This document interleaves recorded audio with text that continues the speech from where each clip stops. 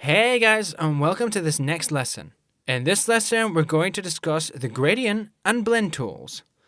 Let's start by creating a few squares in different tones that we're going to use. If we hit M, we've got a shortcut for that. Alright, so I'm going to make them pretty small, but you can still see the tools in action. Okay, the thing is to create a few different colors that are quite different, seeing as they're pretty versatile. And I'm going to generate a group of these squares to use the tools, different options, and on new objects.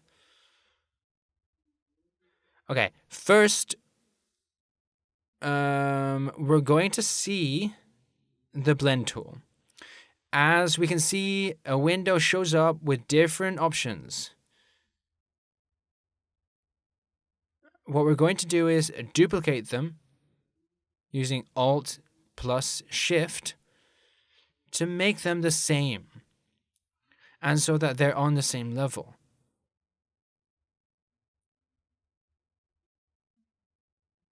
This one is probably the most complicated case, so I'm going to leave it to one side for now, so you can see the tool's effect on objects that are in different positions.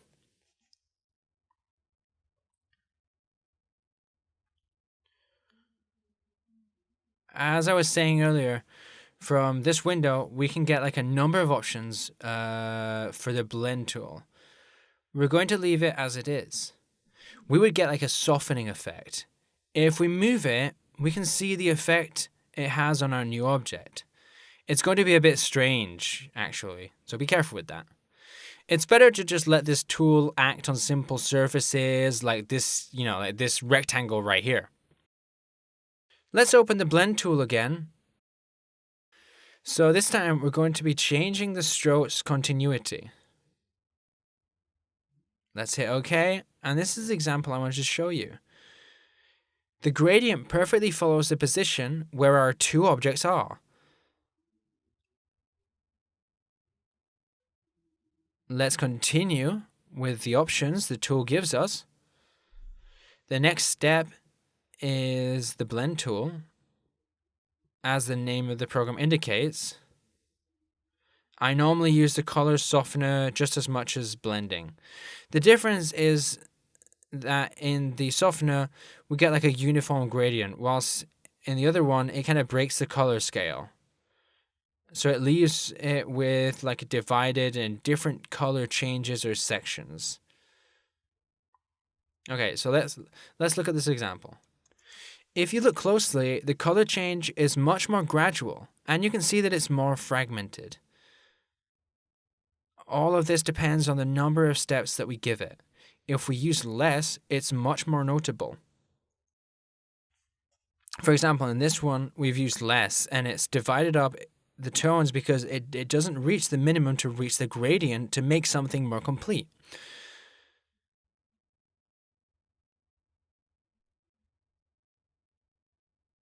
Okay, in this case here, I'm going to change the number of steps to a higher number so you can see the change. Here we can hardly distinguish the transition in tones. And it kind of has like a similar look to the one we started with the softening effect. The common gradient tool is the one I use the most. It's in this window right here. To activate it, we just have to hit fill, and unless we hit the gradient button straight away, the new color mode won't come up. Okay, to change the color, what we have to use is the swatch palette that the program has. We edit it in this way. We can either drag the swatches to the gradient tools panel, or we can change it by selecting the controllers. In this way, we can choose the tone, saturation, or even the way in which we're going to position the color. For example, I'm going to eliminate the white color, and we're gonna like stick with the blue and the purple that we're working with before. We can change the color here as well. It's probably better if you guys just straight up create your own color palette and save it in swatches, because that way it'll be saved and you'll be able to select it directly. You can vary the distance of the swatches in this bar, modify their direction and that of the color, and include all of the colors that you want to use in your gradient. Anything you can think of. The number of controllers that you want to use, well, that's up to you. As a minimum, there should be 2. But what you can do is turn down the opacity to one of them. Through this window right here, you can reduce it to the maximum, or you can have the opportunity of raising it if you want. We can also work a gradient mode that isn't linear. We can also use the radial. What this does is create the gradient form from the center of the object to the exterior. We can also work it from the gradient tool. We have this white controller here with which we can modify the extension and direct the gradient manually instead of using the controller here. Okay, so yeah. Now, I'm going to apply what I just showed you in this illustration.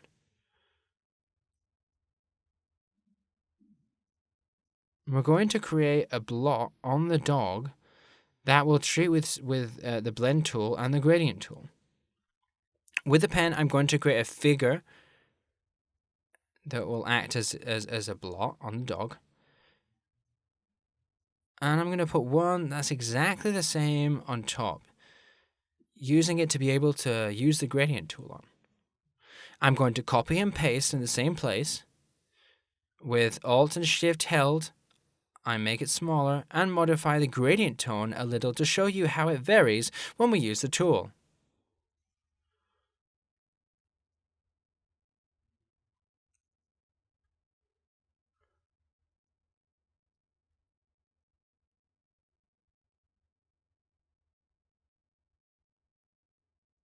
Okay.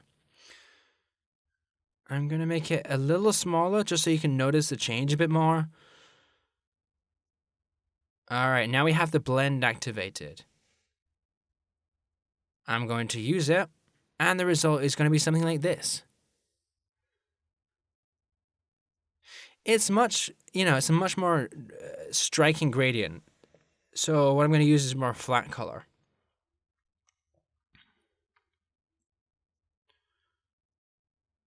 Okay, now I'm going to change it so I can soften it.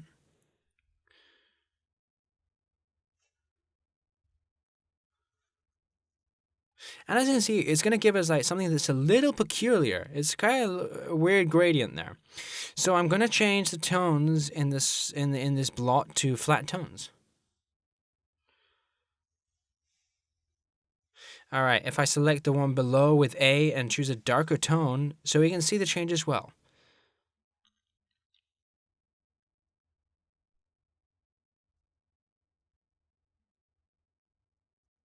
Okay, I'm going to hit OK.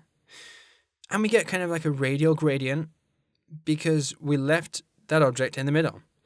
If we had moved it to one of the lower margins that we have, our gradient would change position. It wouldn't be as central.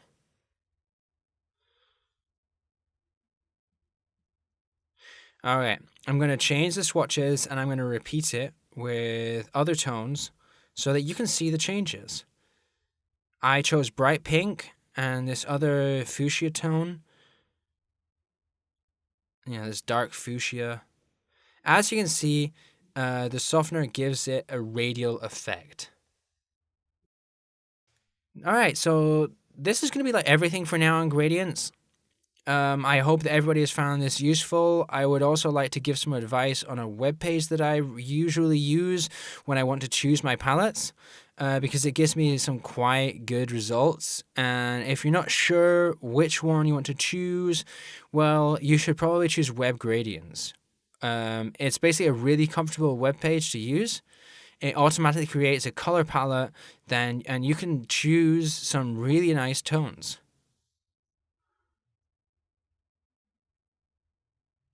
They look lovely, right? So this is everything for today, and I'll see you guys in the next lesson where we'll keep checking out those tools that we have left. I hope you liked it. See you soon.